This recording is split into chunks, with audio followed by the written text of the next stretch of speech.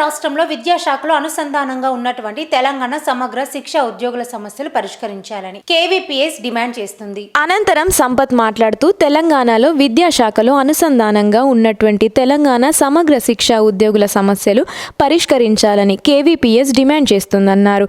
పైగా గత ప్రభుత్వం ఉద్యమ కాలం నాడు కూడా కాంట్రాక్ట్ ఉద్యోగులు ఆకాశం నుండి ఊడిపడలేదని, మన తెలంగాణ బిడ్డలేనని గొప్పగా చెప్పుకొని 14 సంవత్సరాల ఉద్యమం నిర్మించిందని అన్నారు. ప్రభుత్వం ఏర్పడి 100 రోజులుగా ఎదురు చూస్తున్నా ఈ ప్రభుత్వం స్పందించలేదని, సుప్రీంకోర్టు తీర్పు వెలువడి సంవత్సరం పూర్తయిందని, అయినా సుప్రీంకోర్టు తీర్పుని గౌరవించలేదని, కనీస వేతన చట్టాన్ని కూడా గౌరవించలేదని, అధ్యక్షుని హోదాలో ఇచ్చిన హామీని కూడా నిలబెట్టుకోలేదన్నారు.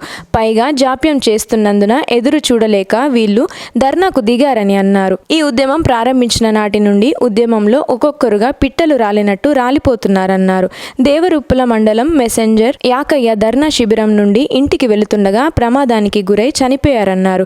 ఇలా ఒక్కొక్కరుగా ఉద్యమంలో అసువులు బాసిన ప్రభుత్వానికి చీమ కుట్టినట్టు కూడా లేదని అన్నారు.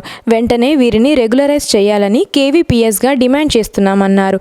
లేని పక్షంలో వీరికి మద్దతుగా రాష్ట్ర వ్యాప్తంగా కేవీపీఎస్ ఆధ్వర్యంలో ప్రత్యక్ష ఉద్యమానికి శ్రీకారం చుడతామని హెచ్చరించారు.